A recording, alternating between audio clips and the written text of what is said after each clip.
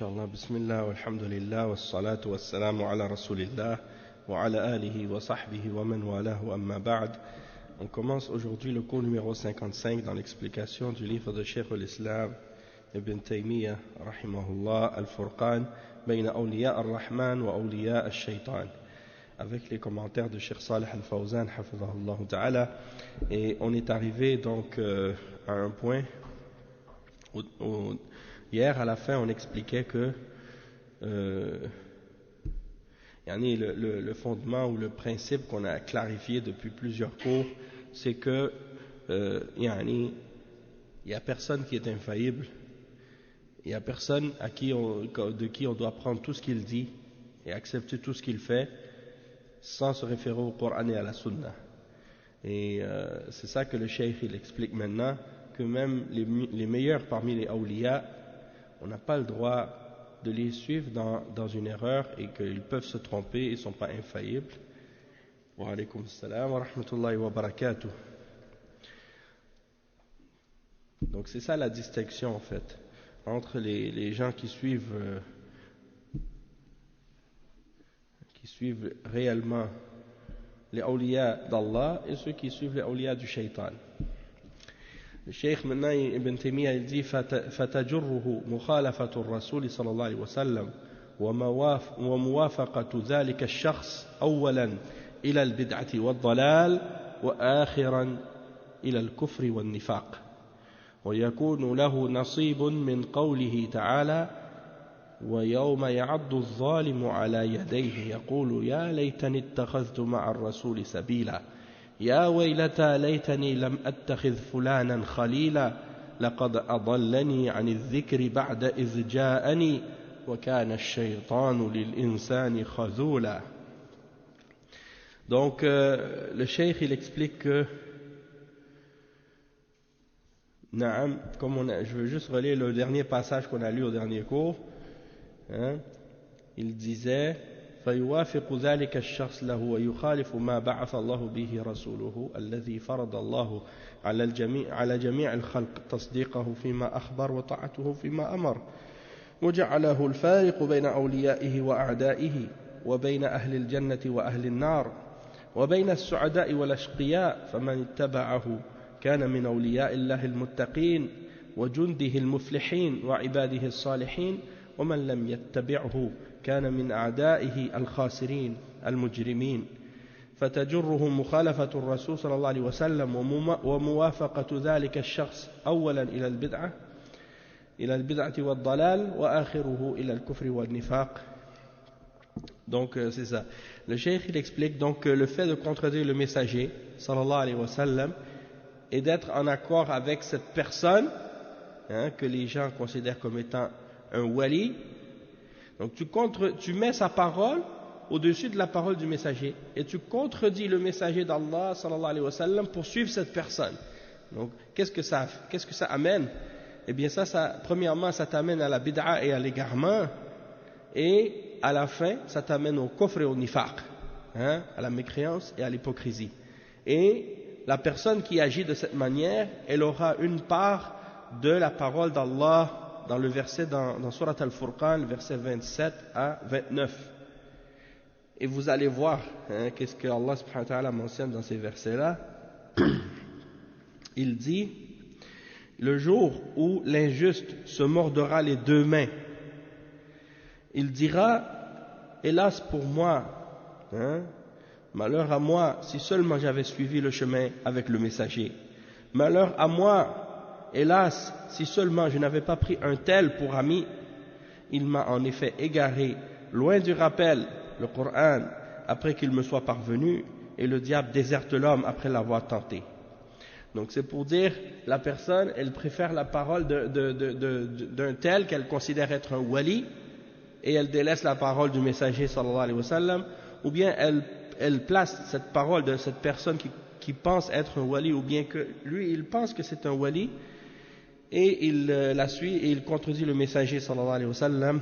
Eh bien ça c'est comme le cheikh il dit, si la personne elle pense qu'elle est un wali puis elle contredit le messager, ça veut dire c'est pas un wali en réalité, Et le cheikh il dit, le cheikh al-Fawzan il dit مخالفة الرسول صلى الله عليه وسلم تجر أولا إلى الضلال والابتداع وثانيا تجر إلى العواقب الوخيمة في الدار الآخرة إلى الكفر وإلى الضلال ويتدرج من المعصية إلى البدعة إلى الضلال والكفر وهذا من خالف الرسول صلى الله عليه وسلم يتدرج من المعصية إلى البدعة ومن البدعة إلى الضلال والكفر. Donc le cheikh dit le fait de contredire le messager sallallahu alayhi wa sallam, premièrement ça t'amène à l'égarement et à l'innovation, hein, à la bid'a. Puis deuxièmement ça t'amène à des conséquences qui sont très douloureuses et très nuisibles et très mauvaises à la fin. C'est que dans l'au-delà tu vas aller jusque dans la mécréance peut-être et dans l'égarement. Donc c'est quelque chose qui est graduel. Quand quelqu'un il s'égare, quand quelqu'un il sort de la voie du messager et il suit quelqu'un d'autre que le messager, il contredit le messager, eh bien premièrement il va tomber dans le péché jusqu'à la bid'a et ensuite jusqu'à l'égarement, jusqu'à le kufr. Hein? Donc ça c'est la réalité de la personne qui contredit le messager d'Allah sallallahu alayhi wa sallam. Il s'égare du péché à la bid'a, de la bid'a jusqu'à l'égarement, jusqu'au kufr.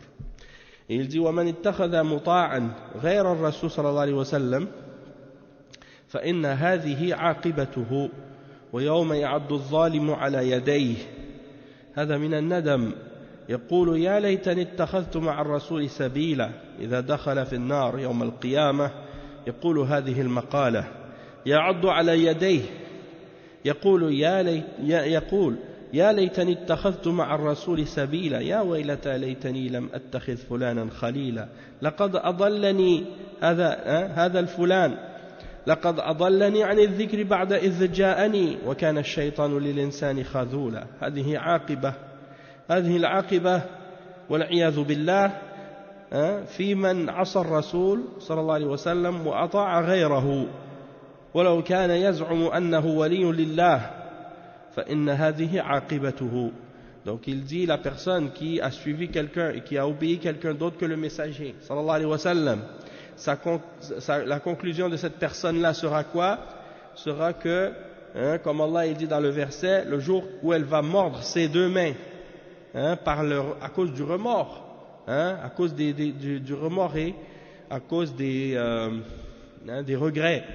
Elle dit, malheur à moi, pourquoi j'ai pas suivi le messager, j'ai pas suivi le chemin du messager. Lorsqu'elle rentre dans l'enfer, elle va dire ce genre de paroles. Elle va dire, en mordant ses mains, si seulement j'avais suivi le chemin avec le messager, oh malheur à moi, si seulement j'avais pas pris un tel comme ami. Une personne qui est dans la bid'a, une personne qui est dans l'égarement, une personne qui est dans le shirk ou dans le kufr, et tu l'as pris comme ami, et cette personne t'a dévié du droit chemin, t'a fait sortir de la sunna, t'a fait sortir de la guidance, et elle t'a fait emprunter un chemin d'égarement. Et tu vas dire, la personne qui agit comme ça, elle va dire, il m'a certes égaré du rappel, après que le rappel me soit venu, et le shaitan, il déserte l'homme après l'avoir tenté. C'est-à-dire, il vient, il te dit, fais le péché, puis une fois que tu l'as fait, il t'abandonne. C'est comme ça. Donc les gens de l'égarement, souvent c'est comme ça. Ils t'amènent vers l'égarement, puis une fois que tu es tombé dedans, ils te laissent, ils t'abandonnent dans l'égarement. Et donc il dit, la conclusion c'est ça. Donc quiconque a désobéi au messager et a suivi ou obéi autre que lui, même si il pense que cette personne est un wali, eh bien c'est ça sa conclusion. Allah musta'an. Le cheikh il dit ensuite, il cite un autre verset, il dit وَقَوْلُهُ تَعَالَى وَيَوْمَ تُقَلَّبُ وُجُوهُهُمْ فِي النَّارِ يقولون يا ليتنا أطعنا الله وأطعنا الرسول وقالوا ربنا إنا أطعنا سادتنا وكبراءنا فأضلونا السبيل ربنا آتهم ضعفين من العذاب والعنهم لعنا كبيرا. Donc ça c'est les versets dans Surat Al-Ahzab que le cheikh il a cité ici, les versets 66 à 67 dans Surat Al-Ahzab. Et on va lire ensemble ces versets-là. hein, 66 et 67. Allah subhanahu wa ta'ala, il dit, et le jour où leurs visages seront tournés et retournés dans le feu, ils diront, hélas pour nous, si seulement nous avions obéi à Allah et obéi aux messagers. Et ils dirent, Seigneur, nous avons obéi à nos chefs et à nos grands, et c'est donc eux qui nous ont égarés du sentier. Hein? Ô notre Seigneur, inflige-leur 2 fois le châtiment et maudis-leur d'une grande malédiction. Hein?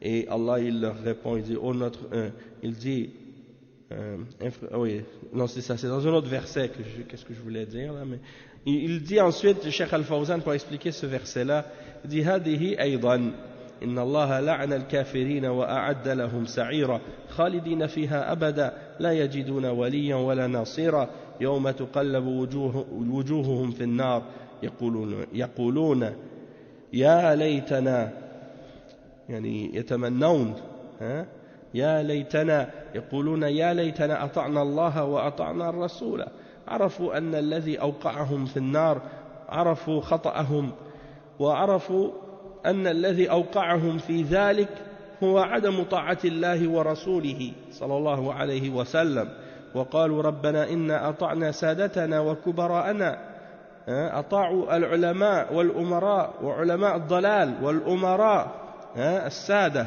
وهم الأمراء والكبراء وهم العلماء السادة هم الأمراء والكبراء هم العلماء أطعنا سادتنا وكبراءنا مثل قوله اتخذوا أحبارهم ورهبانهم أربابا من دون الله فأضلون السبيل ثم يدعون عليهم ربنا آتهم ضعفين من العذاب والعنهم لعنا كبيرا ما عاد يفيد هذا ليس له معنى إلا التلاون والعياذ بالله.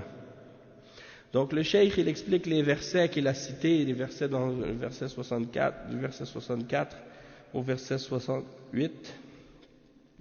Donc Allah subhanahu wa ta'ala il dit, Allah a maudit les mécréants et leur a préparé une fournaise pour qu'ils y demeurent éternellement sans trouver ni alliés ni secoureurs. Hein? Il dit, et le jour où leurs visages seront tournés et retournés dans le feu, ils diront, hélas pour nous. Et le cheikh il dit, c'est-à-dire ils vont souhaiter ce jour-là, ils vont avoir des remords et des regrets, et ils vont souhaiter qu'ils auraient obéi aux messagers, obéi à Allah. Et donc il dit, si seulement nous avions obéi à Allah et obéi aux messagers. Donc ils ont su une fois qu'ils ont été dans l'enfer leurs erreurs, ils ont reconnu leur erreur, et que ce qui les a fait tomber dans l'enfer, c'est le fait qu'ils n'ont pas obéi à Allah et obéi à son messager. Et il dit, ô notre Seigneur, ils dirent, nous avons obéi à nos chefs et nos grands. Et le cheikh il dit nos chefs, c'est-à-dire les dirigeants, les chefs politiques. Wal kubara, et nos grands, c'est-à-dire les ulama, mais les ulama de l'égarement, ceux qui ne sont pas sur la vérité, qui ne suivent pas la sunna, qui appellent à la bid'a. C'est comme dans le verset, dans Surat At-Tawbah, le verset 31, à propos des juifs et des chrétiens, ils ont pris leurs moines et leurs rabbins comme des seigneurs en dehors d'Allah. Donc ils les ont obéis dans le haram, ils leur ont obéi dans le péché, et donc ils nous ont égarés du droit chemin. Donc ils vont faire des invocations contre eux, et invoquer Allah contre eux. Ô Seigneur, inflige-leur 2 fois le châtiment, et maudis-les d'une grande malédiction. Donc ça c'est la réalité de cette situation de ces gens-là dans l'enfer. Donc ils invoquent contre eux. Il dit il dit ça ne va pas leur servir à rien, c'est juste une expression de leur remords et de leur blâme. Et il cite un autre verset maintenant dans Surat Al-Baqarah, verset 165 à 167. قوله تعالى ومن الناس من يتخذ من دون الله أندادا يحبونهم كحب الله والذين آمنوا أشد حبا لله ولو يرى الذين ظلموا إذ يرون العذاب أن القوة لله جميعا وأن الله شديد العذاب إذ تبرأ الذين اتبعوا من الذين اتبعوا ورأوا العذاب وتقطعت بهم الأسباب وقال الذين اتبعوا لو أن لنا كرة فنتبرأ منهم كما تبرأوا منا كذلك يريهم الله أعمالهم حسرات عليهم وما هم بخارجين من النار. Donc on va lire ensemble ces versets dans la traduction. Allah subhanahu wa ta'ala, il dit dans ces versets ce qui signifie, versets 165 à 167, parmi les hommes, bon ça c'est le début du verset, parmi les hommes il y en a qui prennent en dehors d'Allah des égaux à Allah, qui les aiment comme on aime Allah. Or les croyants sont plus ardents dans leur amour d'Allah que eux. Quand les injustes verront le châtiment, ils sauront que la force tout entière est à Allah, elle appartient à Allah, et que Allah est dur en châtiment. Et quand les meneurs désavoueront les suiveurs, c'est-à-dire ceux qui étaient suivis par les gens, ils vont se désavouer de ceux qui les suivaient, ceux qui les suivaient dans l'égarement, ils vont se désavouer de ceux qui les ont suivis. Et à la vue du châtiment, c'est-à-dire quand ils vont voir le châtiment, ils vont dire à ceux qui les suivaient, nous on n'a rien à voir avec vous, pourquoi vous nous suiviez? On n'a rien à voir avec vous, on ne veut rien savoir de vous, pourquoi vous nous suiviez? Et les liens entre eux seront brisés, les liens entre eux seront brisés, et quand les meneurs, donc c'est ça, et les suiveurs diront, donc ceux qui suivaient, ils vont dire, ah, si un retour nous était possible, alors nous nous désavouerions, comme ils se sont désavoués de nous. Comme eux ils se sont désavoués, nous on se serait désavoués d'eux aussi. C'est-à-dire si on pouvait retourner dans la vie d'ici-bas, puis qu'on allait être encore dans une situation où on pouvait changer quelque chose, si on aurait eu la capacité de faire ça, on se serait désavoué d'eux nous aussi. Ainsi Allah leur montrera leur action, source de remords pour eux, mais ils ne pourront pas sortir du feu. Donc le Cheikh Al-Fawzan il explique ces versets. Il dit وَمِنَ النَّاسِ مَنْ يَتَّخِذُ مِنْ دُونِ اللَّهِ أَنْدَادًا. الأنداد هم الشركاء لله عز وجل والشبهاء يشبهونهم بالله عز وجل يجعلونهم أندادا وعدلاء لله سبحانه وتعالى. وهذه طريقة عباد الأصنام، عباد القبور والأضرحة، عباد الأشجار والأحجار. كل من عبد غير الله فإنه إنما عبده لأنه يحبه. فالكفار يحبون الأصنام ويحبون الأشجار والأحجار التي يعبدونها ويحبون الأضرحة، لولا أنهم يحبونها ما عبدوها، ولو كانوا يبغضونها ما عبدوها. المؤمنون يحبون الله محبة خالصة، ولذلك عبدوه وحده لا شريك له، لا يحبون غيره. محبة العبادة لا تجوز إلا لله، وهي المحبة التي يكون معها ذل وانقياد وطاعة. هذه لا تكون إلا لله عز وجل. أما المحبة التي ليس معها ذل ولا انقياد فهذه محبة طبيعية، مثل محبة الإنسان لزوجته وأولاده ومحبته للمال، فهذه ليس معها ذل وانقياد، وإنما هي محبة طبيعية. فالكفار يحبون الأصنام ولذلك عبدوها، والمؤمنون يحبون الله وحده فلذلك عبدوه وحده. النتيجة يوم القيامة أن الذين يعبدون الأصنام يعبدون من دون الله أي شيء، يتبرأ منهم من عبدوهم يوم القيامة، الذين عبدوا الملائكة والذين عبدوا الأولياء والأنبياء وعبدوا، يعني يتبرؤون منهم يوم القيامة في المقام الذي يحتاجون فيه أحوج ما يكون. بين الله هذا. Donc on va traduire cette partie. Le cheikh il dit parmi les hommes il y en a qui prennent en dehors d'Allah des seigneurs et des égaux, des partenaires qu'ils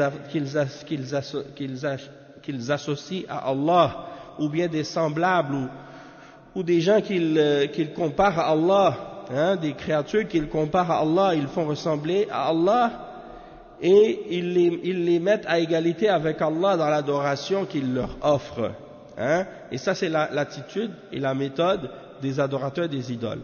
Ils adorent les tombes, hein, les adorateurs des tombes, les adorateurs des tombeaux, les adorateurs des arbres et des pierres, et tous les autres, tous ceux qui adorent quelque chose en dehors d'Allah subhanahu wa ta'ala, ils ne les adorent que parce qu'ils les aiment. Ils ne les adorent en dehors d'Allah que parce qu'ils les aiment. Donc les kuffars, ils aiment les idoles, ils aiment les arbres, ils aiment les pierres qu'ils adorent en dehors d'Allah, ils aiment les tombeaux. Et donc toutes ces choses-là qu'ils adorent, hein, ils les adorent uniquement parce qu'ils les aiment. S'ils les détestaient, ils ne les auraient pas adorés. Et les croyants, eux, hein, ils aiment Allah d'un amour pur. Ils aiment Allah lui seul et ils n'adorent que lui et ils ne lui donnent aucun partenaire dans leur adoration. Ils n'aiment personne d'autre par cet amour révérentiel, cet amour d'adoration. C'est seulement Allah qu'ils aiment avec cet amour-là. Hein? Et le cheikh, il dit, cette adoration, cet amour d'adoration, elle n'est permise que pour Allah seul. Et c'est un amour qui est accompagné de soumission et d'obéissance. Donc tout amour qui est accompagné de soumission et d'obéissance, elle ne peut être que pour Allah subhanahu wa ta'ala.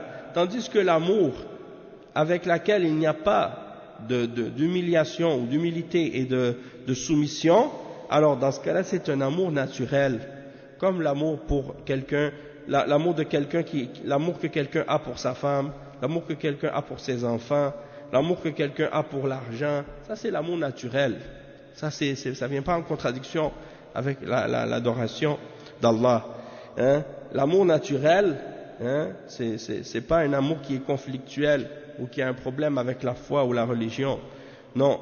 Mais les kuffars, eux, leur amour pour leur idole, c'est un amour d'adoration, c'est un amour révérentiel qu'ils ont pour leurs idoles, et ça c'est du shirk. Et c'est pour ça qu'ils adorent ces idoles-là en dehors d'Allah. Tandis que les croyants, eux, ils n'aiment que Allah seul, et c'est pour ça qu'ils n'adorent que lui, et personne d'autre que lui.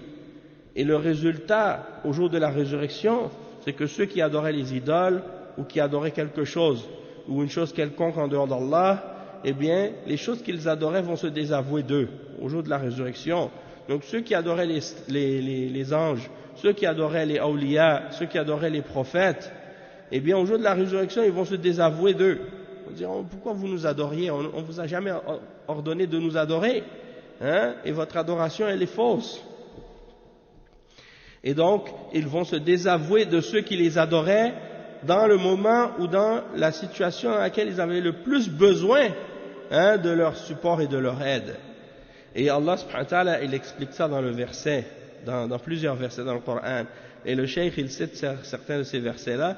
Il dit وَمَنْ أَضَلُّ مِمَّنْ يَدْعُو مِنْ دُونِ اللَّهِ مَنْ لَا يَسْتَجِيبُ لَهُ إِلَى يَوْمِ الْقِيَامَةِ وهم عن دعائهم غافلون وإذا حشر الناس كانوا لهم أعداء وكانوا بعبادتهم كافرين ويقول تعالى ويوم يحشرهم وما يعبدون من دون الله فيقول أأنتم أضللتم عبادي هؤلاء أم هم ضلوا السبيل قالوا سبحانك ما ينبغي لنا أن نتخذ من دونك من أولياء ولكن متعتهم وآباءهم حتى نسوا الذكر وكانوا قوما بورا فقد كذبوكم بما تقولون يعني المعبودون كذبوا عابديهم يوم القيامة يقولون أبدا ما أمرناهم ولا رضينا أنهم يعبدوننا من دون الله إذ تبرأ الذين اتبعوا من الذين اتبعوا ورأوا العذاب وتقطعت بهم الأسباب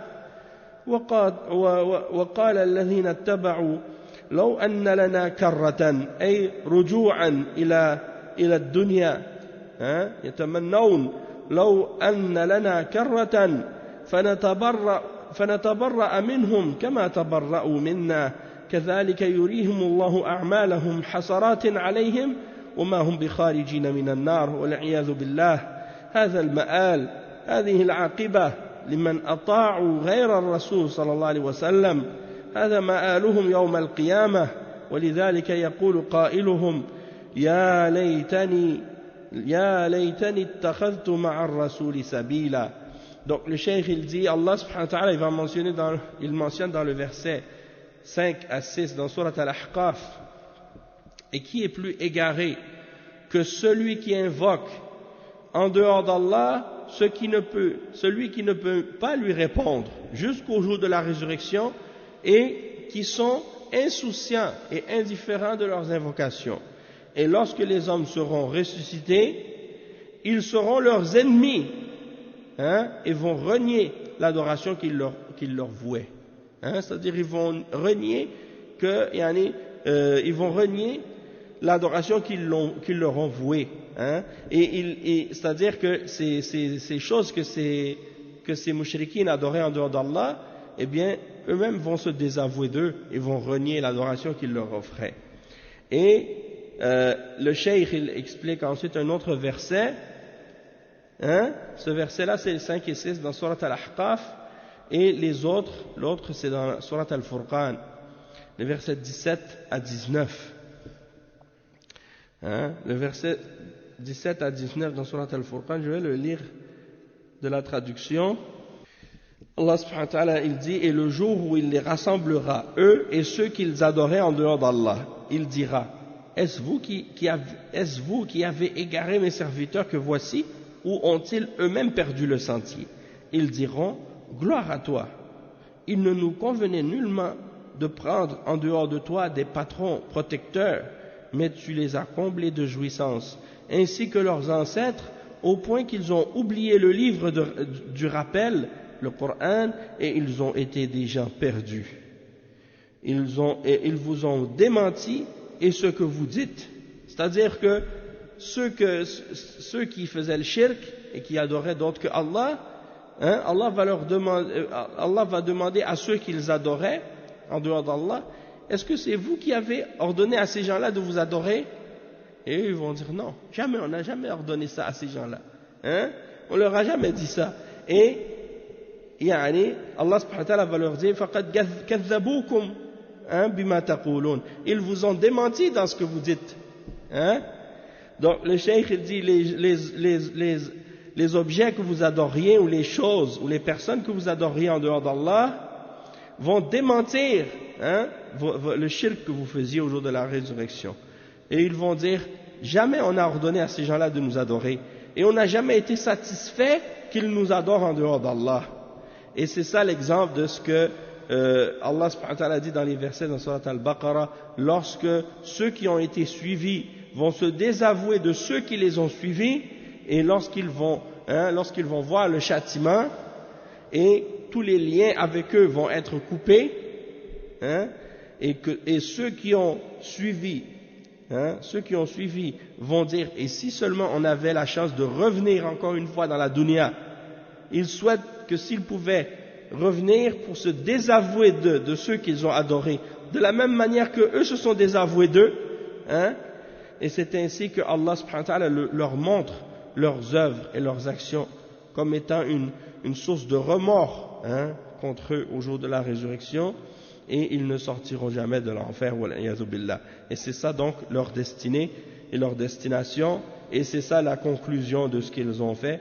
Quand ils ont obéi autre que le messager, eh bien ils ont eu cette fin dans l'au-delà, au jour de la résurrection, et c'est pour ça que l'un d'entre eux, il dira au jour de la résurrection, malheur à moi si seulement j'avais choisi le chemin avec le messager. Toute personne qui suit le messager d'Allah, qui suit autre que le messager d'Allah, et qui l'obéit dans ce qui contredit l'ordre d'Allah et de son messager, eh bien il aura cette conclusion-là et ce sort-là aussi.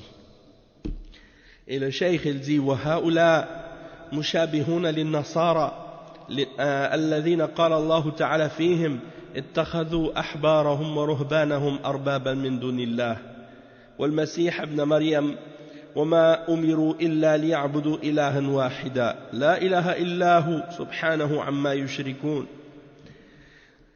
Donc le verset dans Surat At-Tawbah, le verset 31, Allah subhanahu wa ta'ala, donc le cheikh il dit, Allah subhanahu wa ta'ala il mentionne également que ces gens-là ressemblent aux chrétiens, ceux à propos desquels Allah subhanahu wa ta'ala a dit ils ont pris leurs rabbins et leurs prêtres et leurs moines comme seigneurs en dehors d'Allah, ainsi que le Messie, fils de Marie, alors qu'il n'avait été ordonné que d'adorer Allah seul, une divinité unique.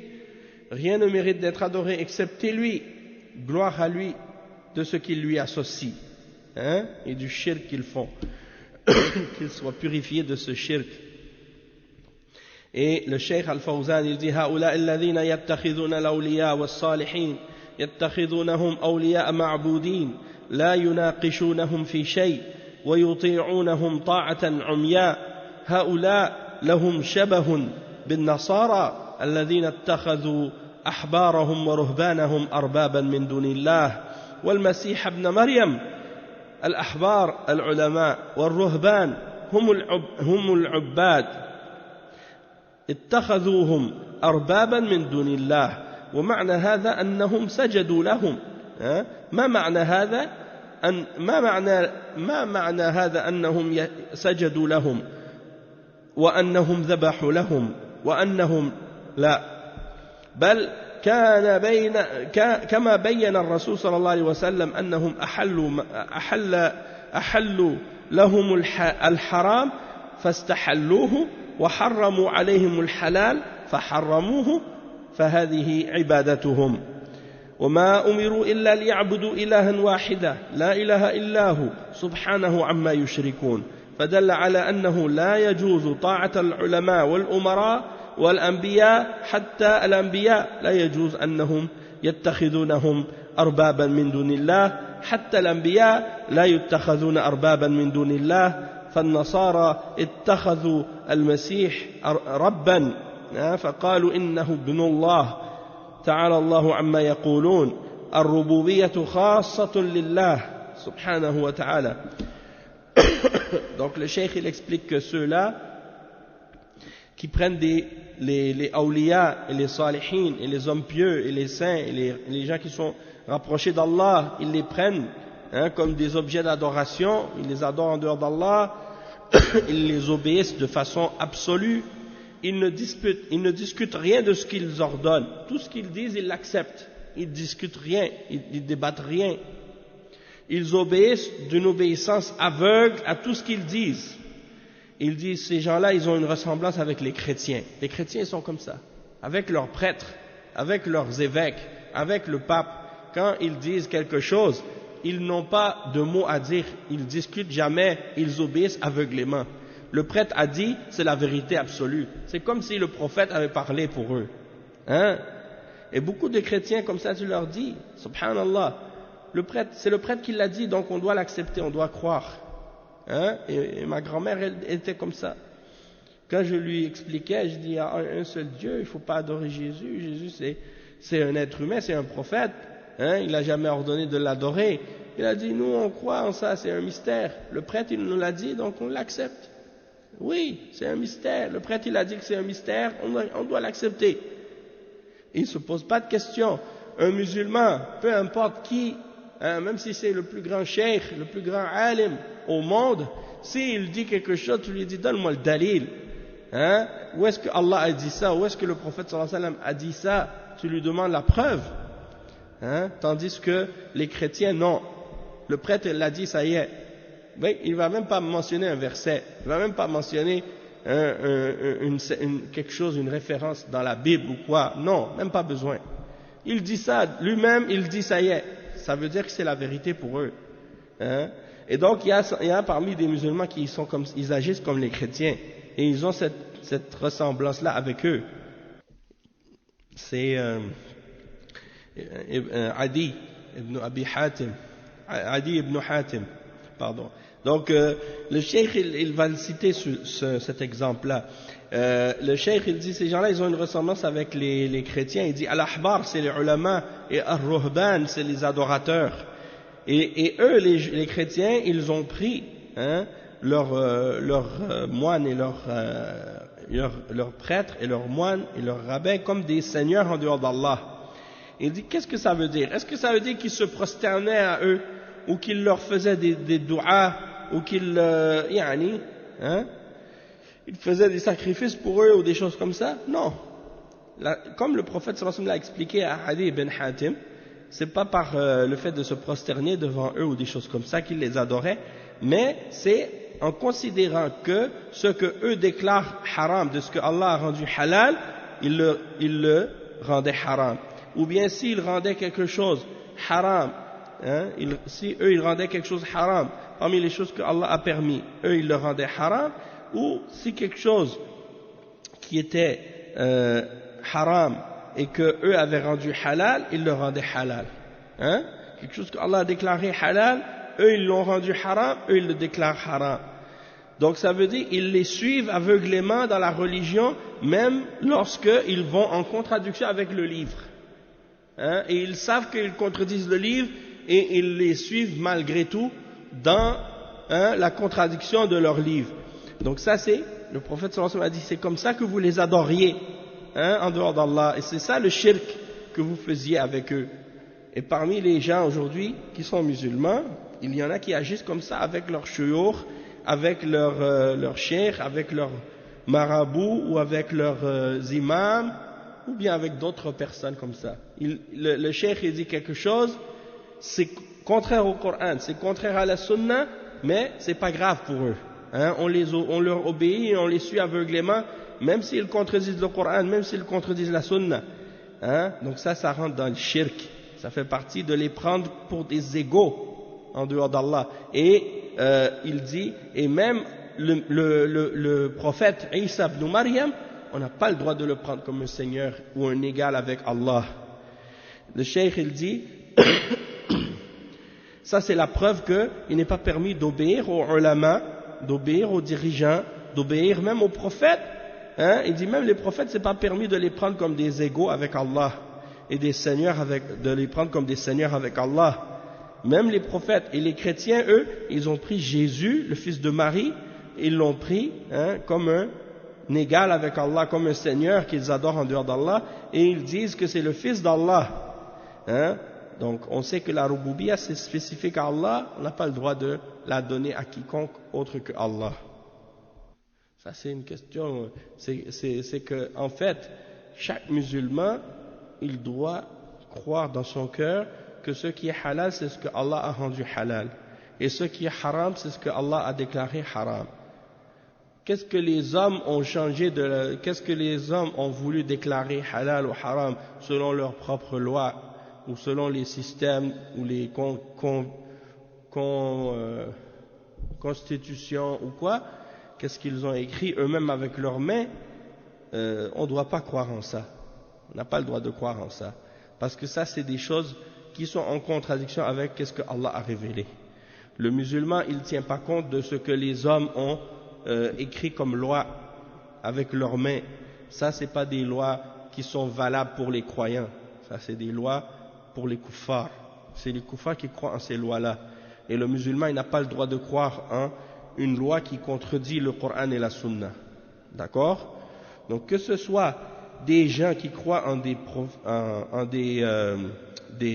ulama de dalal qui font des bid'a et des innovations et qui légifèrent dans la religion d'Allah, ce que Allah n'a pas légiféré au nom de la religion, ça on n'a pas le droit de croire en ça, de la même manière qu'on n'a pas le droit non plus de suivre dans la religion d'Allah ceux qui rendent halal ce qui est haram, ceux qui rendent haram ce qui est halal au nom de la religion, et si c'est quelqu'un qui le fait au nom de la dunya, parce qu'il est laïque, ou bien il croit en la laïcité, et il pense qu'il n'y a pas de place dans la politique, ou dans l'économie, ou dans la société, pour les règles religieuses, que ça doit être séparé de la vie, eh bien ça aussi c'est du kufr, c'est de la mécréance.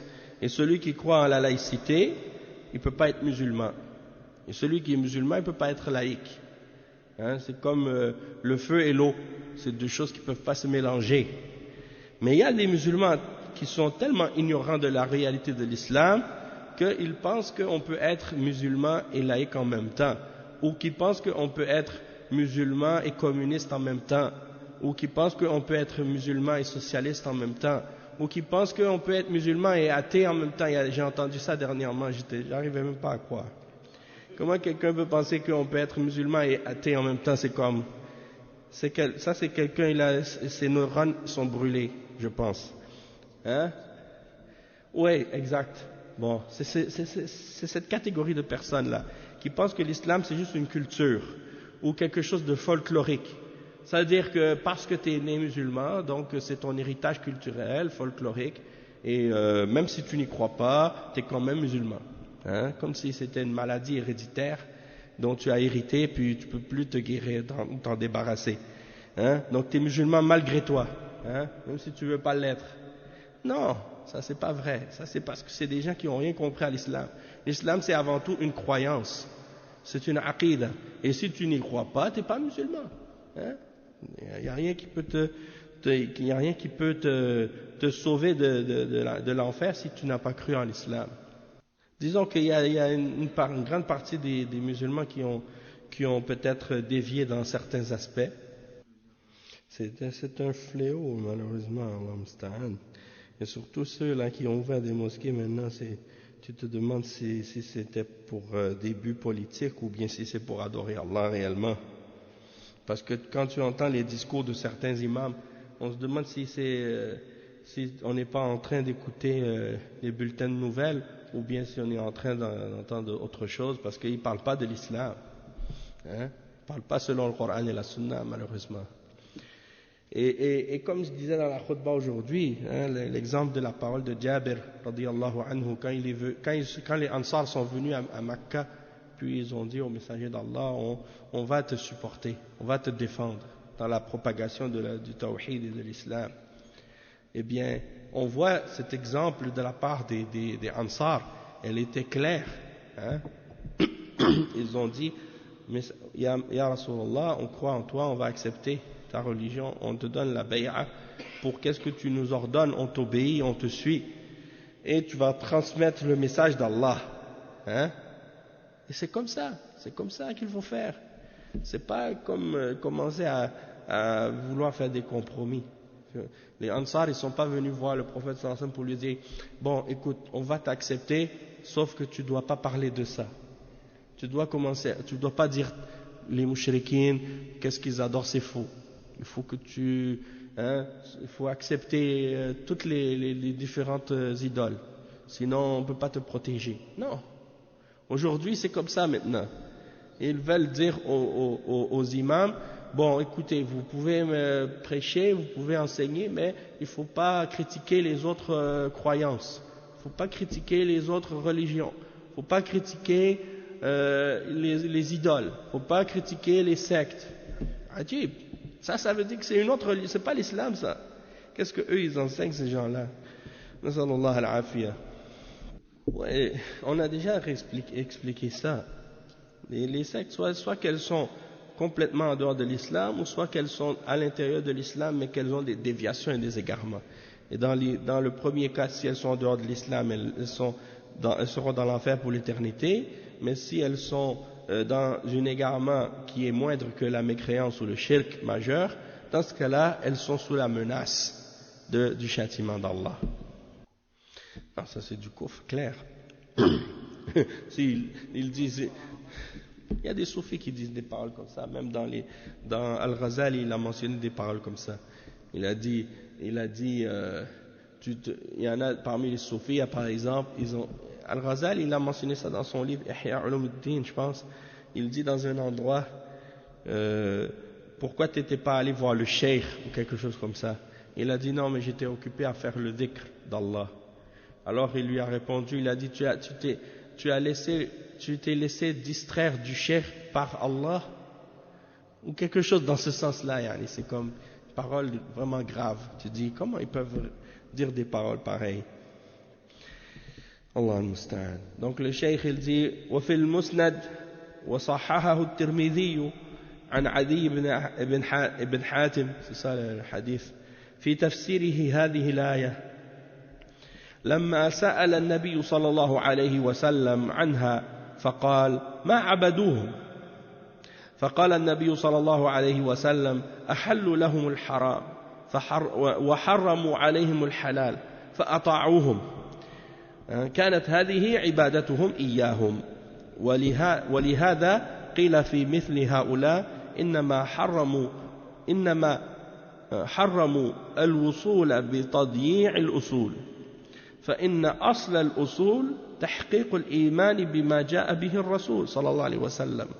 Donc le cheikh il explique le verset 31 dans Surat At-Tawbah par le hadith qui a été rapporté par At-Tirmidhi et dans la Musnad également, qui est un hadith authentique rapporté selon Adi ibn Hatim et qui est le tafsir du verset 31 dans Surat At-Tawbah, quand Allah il dit ils ont pris leurs moines et leurs rabbins comme des seigneurs en dehors d'Allah. Adi ibn Hatim qui était un chrétien avant l'islam. À l'époque du prophète Mohammed sallallahu alayhi wa sallam, il était chrétien avant et il s'est converti à l'islam à l'époque du prophète sallallahu alayhi wa sallam. Alors il a entendu le messager d'Allah sallallahu alayhi wa sallam qui récitait ce verset, dans lequel Allah subhanahu wa ta'ala dit ils ont pris leurs rabbins et leurs moines comme des seigneurs en dehors d'Allah. Alors Adi ibn Hatim, quand il a entendu ça, il a dit on les adorait pas.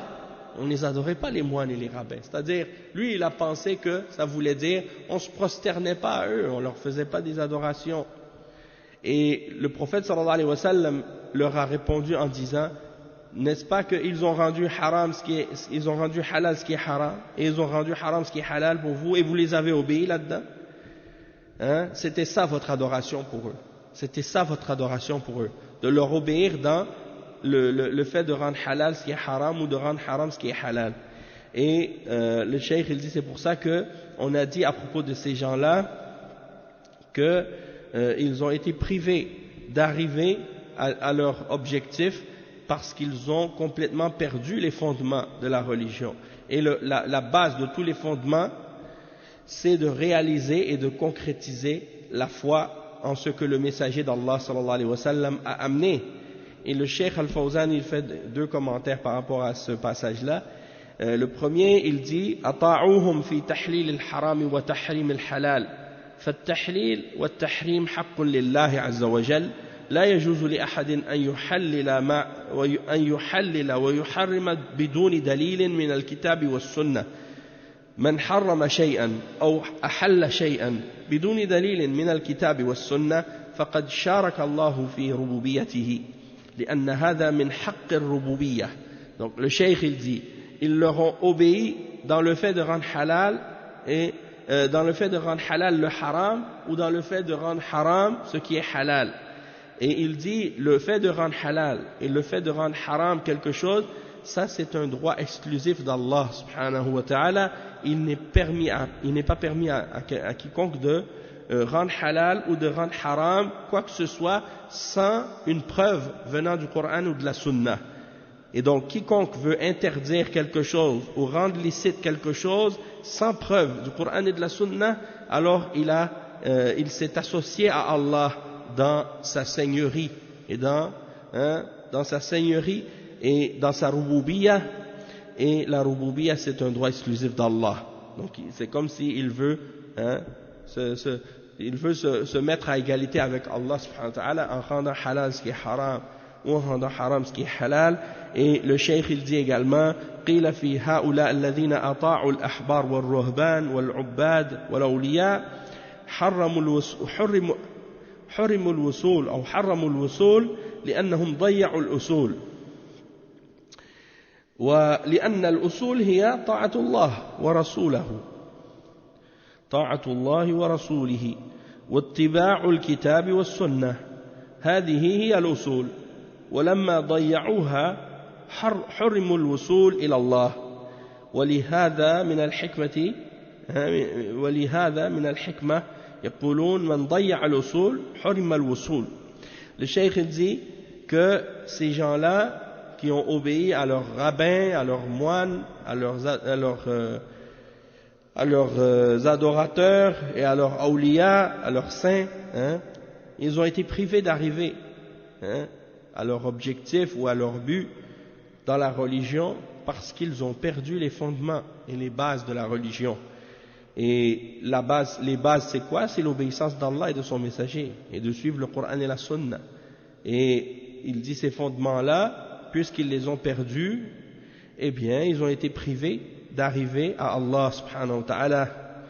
Et il dit donc, ça fait partie des sagesses que les ulama ils apportent. Man daya al-usul, hurima al-wusul. Donc celui qui a perdu les fondements, il ne peut pas arriver à destination. Et parce que ça rime, il y a une rime entre les deux, donc ça fait comme une sorte de proverbe. Man daya al-usul, hurima al-wusul. Et c'est une expression qui est employée pour cet exemple-là, pour ce cas-là, et aussi qui s'est employé pour d'autres contextes aussi, comme par exemple dans les différentes sciences. Dans les différentes sciences de l'islam, si quelqu'un n'a pas appris les bases de cette science, puis qu'il veut arriver à avancer dans des livres qui sont trop avancés, il va pas profiter de ces livres-là. Pourquoi? Parce que il n'a pas étudié les bases en premier. Et ça, c'est vrai pour n'importe quelle science.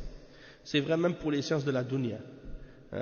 Les mathématiques, la physique, la chimie. Si tu n'as pas appris les bases, que tu vas apprendre, avancer plus loin, ben tu vas te perdre. Tu vas pas profiter. Man daya al-usul, hurima al-wusul. Al-wusul, wasala yasilu, wusulan, l'arrivée. نعم من ضيع الأصول حرم الوصول. Ensuite le cheikh dit فلا بد من الإيمان بالله ورسوله وبما جاء به الرسول صلى الله عليه وسلم إلى جميع الخلق إنسهم وجنهم عربهم وعجمهم علمائهم وعبادهم ملوكهم وسوقتهم. Donc le cheikh dit il est obligatoire parmi les éléments de la foi en Allah et en son messager, c'est-à-dire c'est obligatoire de croire, et tu n'as pas le choix de croire en Allah et en son messager et en ce qui est rapporté ou ce qui est venu de la part du messager à toutes les créatures, qu'ils soient des êtres humains ou des djinns, qu'ils soient des arabes ou des non-arabes, qu'ils soient des savants ou des adorateurs, qu'ils soient des rois ou des gens de la rue, peu importe. Tous ces gens-là sont ordonnés de croire en Allah et en son messager et de suivre et de croire en ce qui a été rapporté par le messager sallallahu alayhi wa sallam. Et le cheikh Al-Fawzan il explique ce passage-là. Il dit la budda min al-iman bi anna ar-rasul sallallahu alayhi wa sallam mab'uthun ila al-jinn wal-ins wal-arab wal-ajam مبعوث إلى الثقلين مبعوث إلى كل الناس إلى الملوك والأمراء والصعاليك والعلماء والجهال فهو مرسل إلى الجميع تجب على الجميع طاعته سبحانه وتعالى ويجب على الجميع امتثال أمره ليس لأحد أن يخرج عن طاعة الرسول صلى الله عليه وسلم ويقول إنه وصل إلى الله وليس في حاجة إلى الرسول صلى الله عليه وسلم كما تقول الصوفية أو يدعي للولي أنه أعلم وأعرف لأنه صار من العارفين ويأخذ عن الله وليس بحاجة إلى الرسول صلى الله عليه وسلم كما يقوله غلاة الصوفية فلا يسع أحدا بعد بعثة محمد صلى الله عليه وسلم إلا أن يطيعه ويتبعه حتى لو وجد من الأنبياء أحد بعد بعثة الرسول صلى الله عليه وسلم وجب عليه أن يتبعه كما قال صلى الله عليه وسلم وإذ أخذ الله ميثاق النبيين لما آتيتكم من كتاب وحكمة ثم جاءكم رسول يعني محمد صلى الله عليه وسلم مصدق لما معكم لتؤمنن به ولتنصرنه أخذ الله الميثاق على الأنبياء فكيف بغيرهم. On va traduire ça puis après on continue Inch'Allah. Le cheikh il dit il faut donc absolument croire en le messager sallallahu alayhi wa sallam et qu'il a été envoyé aux djinns et aux hommes, aux arabes et aux non-arabes, et qu'il a été envoyé également aux deux mondes, les djinns et les hommes, et envoyé à tous les êtres humains, et également aux rois et aux dirigeants, et aux gens de la rue, aux gens pauvres, à toutes les catégories de la société, les ulama, les savants, les ignorants. Il est envoyé à tout le monde. Et ça, c'est une preuve en plus contre les laïcs, encore une fois. Puisque le prophète sallallahu alayhi wa sallam, il a été envoyé même, pas seulement pour les hommes en général, mais également même aux rois, il leur envoyait des lettres. Les rois de son époque, les empereurs de son époque, César et l'empereur de Perse, et le roi d'Éthiopie, et le roi de l'Égypte, et les différents dirigeants de son époque qui étaient présents quand il était là, il leur a tous envoyé des messagers avec des lettres pour les appeler à accepter l'islam.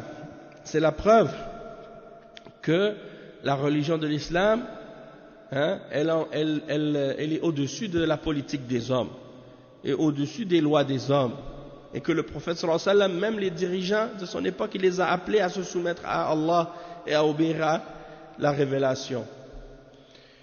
Et donc ensuite le cheikh il dit donc il est obligatoire à tous les hommes de lui obéir, à toutes les créatures de lui obéir, et c'est-à-dire les hommes et les djinns, et que tout le monde est ordonné de mettre en application son commandement et son ordre, et que personne n'a la permission de sortir de son obéissance, l'obéissance du messager sallallahu alayhi wa sallam, et personne n'a le droit de dire moi je suis arrivé à Allah, j'ai pas besoin du messager, comme les soufis qui prétendent qu'ils sont des awliya et que par conséquent ils n'ont plus besoin du messager parce que eux ils ont pris directement d'Allah, et parce que eux ils sont des gens qui ont une connaissance mystique d'Allah, Allah al-Musta'an. Et ils prétendent même que le wali connaît mieux Allah que le prophète, nasallallahu al-afiya, et que donc ils n'ont pas besoin de messagers. Donc ça c'est les extrémistes parmi les soufis qui ont ce genre de croyances là. Et il dit donc il n'y a personne après la venue du prophète Mohammed sallallahu alayhi wa sallam qui a le choix dans le fait de lui obéir et de le suivre. Il dit même si c'était un prophète qui venait après la venue du prophète Mohammed sallallahu alayhi wa sallam, il n'aurait pas le choix que de lui obéir et de le suivre, comme l'exemple que le cheikh il a mentionné maintenant dans Surat Al-Imran verset 81. Il dit et lorsque Allah subhanahu wa ta'ala a pris le pacte et l'engagement avec les prophètes, si un livre ou une sagesse vous vient, si vous vient un livre ou une sagesse, puis qu'un messager vous vient, c'est-à-dire Muhammad sallallahu alayhi wa sallam, qui vient confirmer ce que vous avez avec vous, que vous devez croire en lui et le supporter, le défendre. Et ils ont pris l'engagement, les messagers ont pris l'engagement avec Allah subhanahu wa ta'ala qu'ils allaient effectivement faire ça. Alors si c'était le cas pour les prophètes, et que si Allah subhanahu wa ta'ala leur a fait prendre l'engagement que si le prophète Mohammed sallallahu alayhi wa sallam venait pendant qu'ils étaient présents, ils devaient le supporter et le défendre, que dire de quelqu'un d'autre que les prophètes, Et il dit ensuite, le cheikh, أنه لو بعث الرسول صلى الله عليه وسلم لو بعث الرسول صلى الله عليه وسلم وأحد منهم حي موسى عليه السلام أو عيسى عليه السلام أو أي رسول فإنه يتبع هذا الرسول لأن الرسالة صارت له عليه الصلاة والسلام وهو خاتم المرسلين فلا يسع أحدا إلا طاعته سبحانه صلى الله عليه وسلم ثم جاءكم رسول مصدق لما معكم لتؤمنن به ولتنصرنه قال أأقررتم وأخذتم على ذلكم إسري أي عهدي قالوا أقررنا قال فاشهدوا وأنا معكم من الشاهدين هكذا أخذ الله الميثاق على الأنبياء أن يتبعوا محمدا صلى الله عليه وسلم لو بعث أحد منه وأحد منهم حي لأن رسالته عامة للثقلين للجن والإنس والأنبياء وغيرهم لا يسع أحدا الخروج عن طاعته صلى الله عليه وسلم فكيف يسع مشايخ الصوفية أن يخرجوا عن طاعة الرسول صلى الله عليه وسلم كيف يسع الأولياء أن يخرجوا عن طاعة الرسول صلى الله عليه وسلم إذا خرجوا فإنهم لا يكونون أولياء لله وإنما يكونون أولياء للشيطان. Donc le cheikh il dit ensuite que si donc Allah subhanahu wa ta'ala dit dans le verset 81 que si jamais un messager, pendant qu'il y a un messager qui est présent et que le messager Mohammed sallallahu alayhi wa sallam vient, que ce soit Moussa ou Isa ou n'importe quel autre prophète, qu'il devait suivre le prophète Mohammed sallallahu alayhi wa sallam à ce moment-là, parce que c'est à lui que revient le message et c'est lui le dernier des messagers. Donc personne n'a le droit de suivre un autre messager après sa venue sallallahu alayhi wa sallam. Puis il dit dans la suite du verset, puis qu'un messager vous vient qui confirme ce qui est avec vous, que vous deviez croire en lui et le secourir. Et Allah subhanahu wa ta'ala leur a dit, est-ce que vous acceptez cela et vous prenez mon engagement, vous prenez mon pacte et mon alliance, mon engagement par rapport à ça? Et ils ont tous dit oui, nous confirmons que nous acceptons cela. Et donc Allah subhanahu wa ta'ala a dit, alors soyez témoins et je suis avec vous parmi les témoins. Et il dit que ça c'est l'exemple de l'engagement et le pacte que Allah subhanahu wa ta'ala a pris avec tous les messagers qu'ils devaient suivre le prophète Mohammed sallallahu alayhi wa sallam si Mohammed sallallahu alayhi wa sallam devait être envoyé pendant que l'un d'entre eux serait vivant. Parce que son message, il est un message général à tous les djinns et les hommes, et y compris les messagers, et autres également. Et personne n'a le droit de sortir de son obéissance. Donc comment les shuyukh parmi les soufis pourraient prétendre qu'ils ont le droit de sortir de l'obéissance du messager sallallahu alayhi wa sallam, ou qu'ils ont, par exemple, parce qu'ils sont des awliya, ils n'ont pas besoin d'obéir au messager sallallahu alayhi wa sallam. Le cheikh il dit, s'ils sortent de son obéissance, alors dans ce cas-là, ils ne seraient pas des awliya, et ils ne seraient surtout pas des awliya d'Allah, mais ils seraient plutôt des awliya du shaitan, des alliés du shaitan. Et on voit l'exemple de cette parole-là, lorsque on sait qu'à la fin des temps, Isa ibn Maryam, il va revenir, et il n'aura pas d'autre choix que de suivre le prophète Mohammed sallallahu alayhi wa sallam, malgré que c'est lui-même un prophète. La même chose aussi, on voit dans la parole du prophète Mohammed sallallahu alayhi wa sallam, lorsque Omar ibn al-Khattab radiyallahu anhu avait des pages de la Bible avec lui, et le prophète sallallahu alayhi wa sallam l'a vu avec ça, et il lui a dit, amutahawwikuna ya ibn al-Khattab, law kana Musa hayyan ma kana lahu illa an yattabi'ani. C'est-à-dire, il lui a dit, oh Ibn al-Khattab, est-ce que tu as des doutes? Il a dit, même si le prophète Mohammed sallallahu alayhi wa sallam, dit, même si Moussa alayhi salam était vivant aujourd'hui, il n'aurait pas d'autre choix que de me suivre. Donc ça c'est pour dire que même si Moussa alayhi salam était vivant aujourd'hui, et même si la Torah que les Juifs ont aujourd'hui, même si c'était la vraie Torah qui n'a pas été falsifiée et que ce serait authentique, qu'est-ce qu'ils ont? Ils n'auraient pas d'autre choix malgré tout que de suivre l'islam et de croire au messager d'Allah, Muhammad sallallahu alayhi wa sallam, et de suivre le Coran. Donc, si c'est le cas pour ces messagers d'Allah et ces prophètes d'Allah, eh bien que dire de ceux que les hommes considèrent comme étant des awliya, ou des hommes pieux, ou des saints, ou des ulama, ou des imams, ou des marabouts, ou des shuyukh, ou peu importe le titre qu'on peut leur donner. Le cheikh il dit ensuite, وَأَنَّهُ لَا طَرِيقَ إِلَى اللَّهِ لِأَحَدٍ مِنَ الْخَلْقِ إِلَّا بِمُتَابَعَتِهِ بَاطِنًا وَظَاهِرًا. C'est-à-dire qu'il n'y a personne qui a un chemin vers Allah, excepté, il n'y a personne parmi les créatures qui a un chemin vers Allah, excepté en suivant le messager d'Allah, Muhammad sallallahu alayhi wa sallam, batinan wa zahiran, c'est-à-dire intérieurement et extérieurement. كل هذا يعني كل هذا تستفيد به يوم تلقى الله سبحانه وتعالى. كل ما نقرأ الآن هذا يدخل في هذا ما شاء الله. فما بقي لنا كثير إن شاء الله. On va finir ça puis après on va passer au tafsir. Le cheikh il dit أنه لا طريق إلى الله, il n'y a pas de chemin pour aller à Allah excepté le chemin du messager sallallahu alayhi wa sallam. Intérieurement et extérieurement, le cheikh il dit باطنا وظاهرا لا تكفي المتابعة ظاهرا, هذه طريقة المنافقين لا بد أن يتابعه باطنا وظاهرا. Donc le cheikh il dit tu dois suivre le messager intérieurement, extérieurement, c'est-à-dire c'est pas juste en apparence avec les mouvements ou les gestes ou le corps, puis à l'intérieur de toi-même tu ne crois pas. Il dit ça c'est la voie des hypocrites. Il faut absolument que tu le suives en ayant la foi intérieure et en le suivant extérieurement aussi.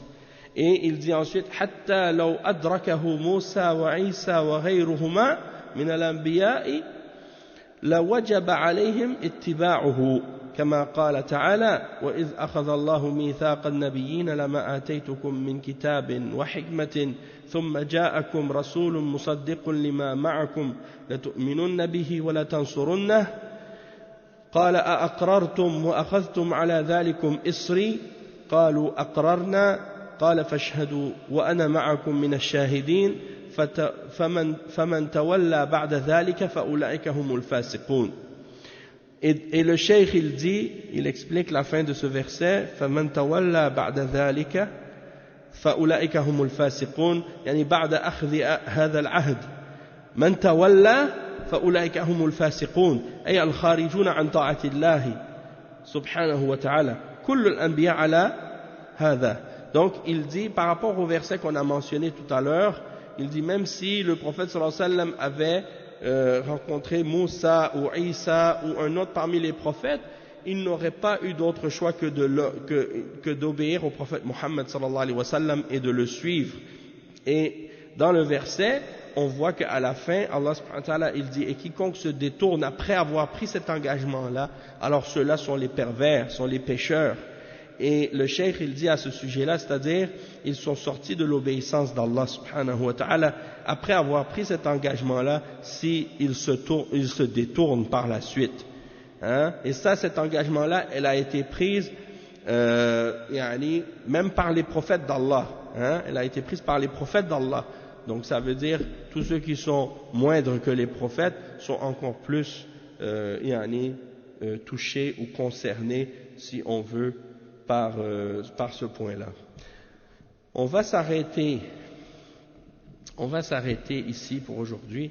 On continuera demain, Inch'Allah, pas demain, mais au prochain cours, ce point-là.